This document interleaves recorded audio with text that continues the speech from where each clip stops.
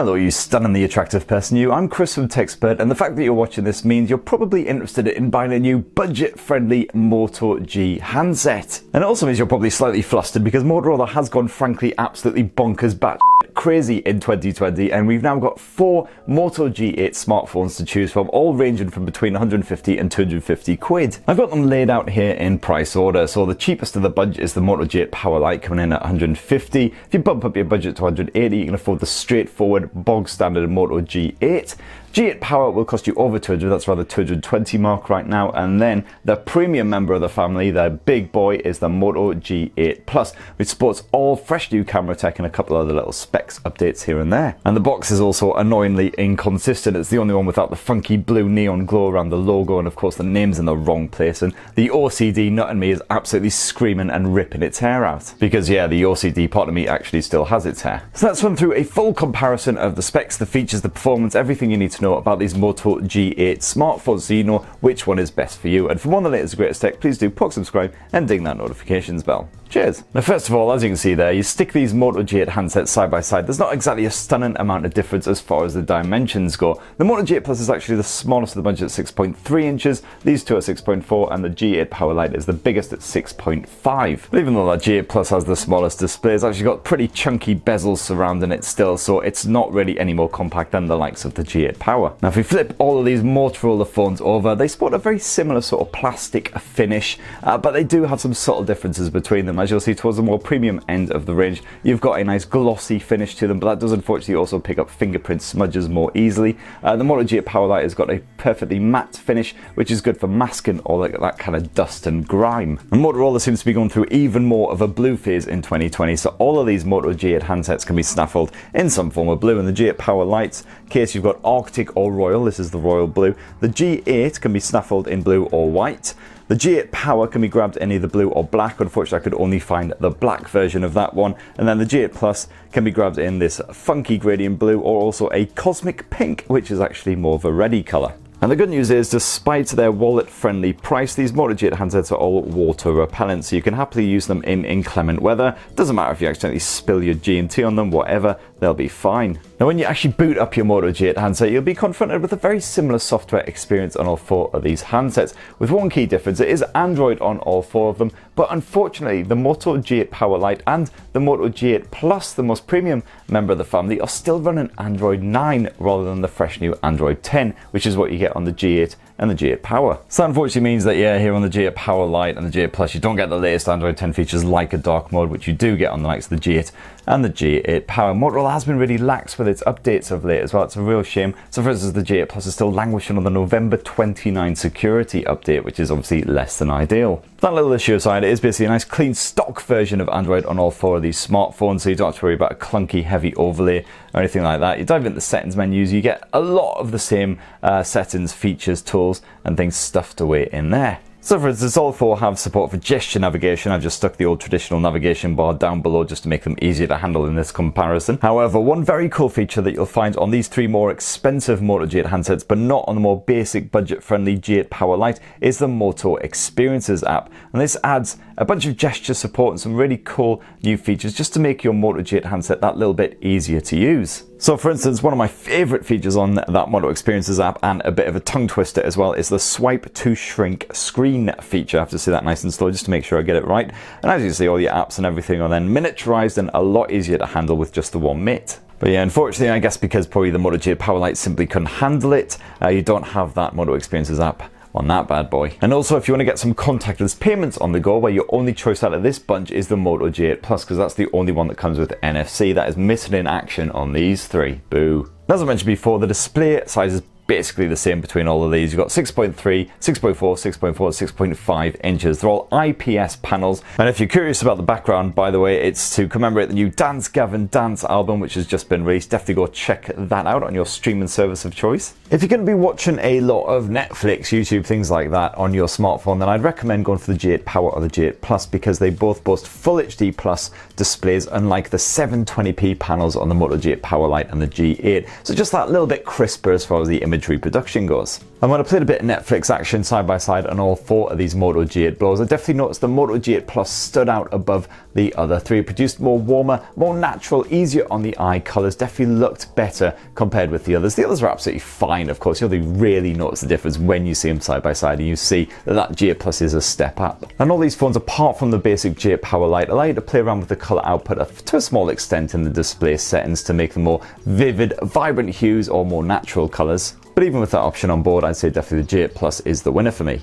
Not forgetting the audio chops as well. The good news is all 4 of these smartphones do have a headphone jack up top, so you can get a wired pair of headphones connected up, no problem whatsoever. You got Bluetooth support as well. You got Bluetooth 4.2, I believe it is, here on the G8 Power Lite, whereas it's the fresh new Bluetooth 5 here on G8, G8 Power and the G8 Plus. And if you're going to be kicking back with movies, games, stuff like that, and you don't want to be constantly wearing a pair of headphones or using some speakers, the good news is you do have a stereo speaker setup here on both the Moto G8 Power and the G8 Plus, with a nice bit of Dolby action on the go as well, just to fine tune your audio to suit whatever you're doing. Now, performance is understandably rather basic on all 4 of these handsets, but the G8 Power Lite is the odd one out. That's powered by the really low-tech MediaTek Helio P35 chipset, whereas the other 3 are powered by the Snapdragon 665, although at least all 4 are backed up with 4 gigs of RAM. As you can see, that bump in performance is clearly represented by a bit of Geekbench 5 benchmarking here. As you can see, the MediaTek chipset falls way behind on both the single core and the multi-core score compared with its Qualcomm counterpart. That said, you will of course see the occasional stutter here on these 3 handsets. They're not completely smooth and faultless,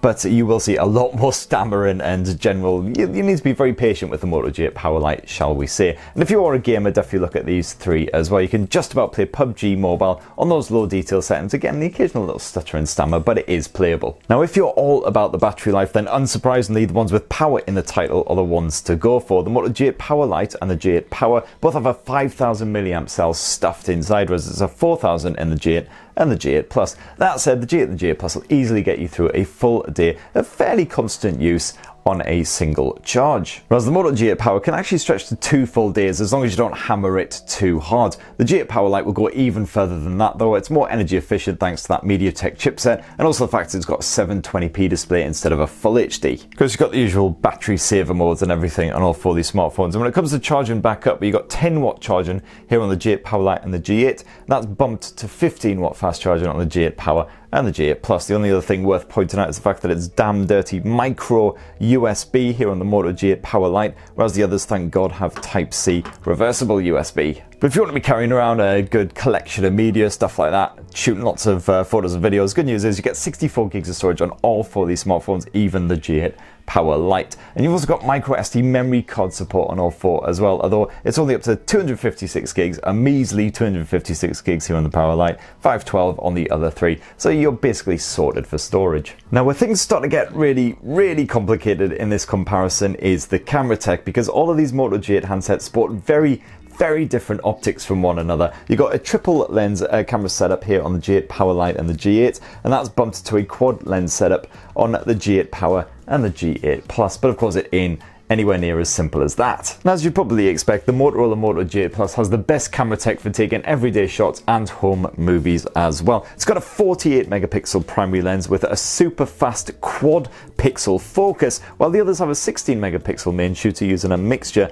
of PDAF and laser focus. The Plus is just better overall at grabbing detail, even in fairly testing conditions, using pixel binning to brighten up shots where necessary as well. On the Moto G8 Plus, you also have an ultra wide angle lens slapped there on the back, but you can't actually use it for your photos. You can only use it for video when you go into the action cam modes, and this basically allows you to shoot standard horizontal video but in vertical stance. That's good if you're running along, for instance, holding your phone trying to capture some footage. As you can see, you do get that very funky ultra wide angle finish. Meanwhile, on both the Moto G8 and the G8 Power, you actually have an ultra wide angle lens which you can use for your photos, but there's no action cam mode. While the G8 Power actually goes one step further and has a telephoto lens slapped there on the back as well to give you a 2x optical zoom, something that's quite rare at this sort of budget price point. And last up, as far as the rather diverse selection of lenses go, both the G8 Power Lite and the G8, so the 2 most affordable members of the G8 family, have a macro lens for getting a really up close shot. I still don't really see the point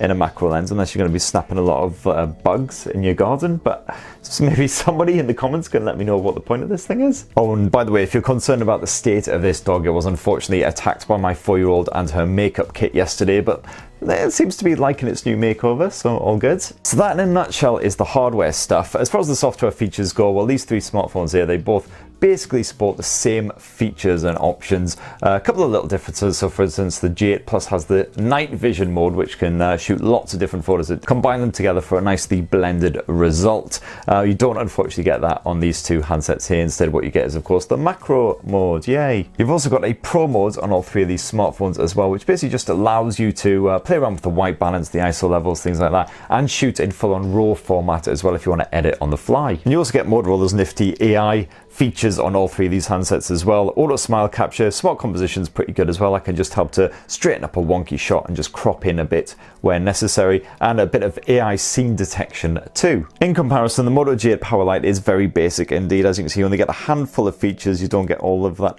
extra bonus stuff, certainly no night vision mode, no spot color mode, or any of that stuff. It's basically just your portrait mode. You can slightly change the bokeh effects, and of course your macro mode using that special macro camera. But yeah, as you can see, very basic, no AI smarts, nothing like that. And if you like to shoot a good bit of home movie action, you can shoot up to 4K Ultra HD resolution video on these 3 smartphones. Once again, the Moto G8 Power Lite unfortunately lags behind the rest of its siblings with full HD maximum res. Any selfie lovers out there will probably again want to avoid the G8 Power Lite. Unfortunately, that 8 megapixel front facing snapper, not the best. Everything looks a bit soft and crap really.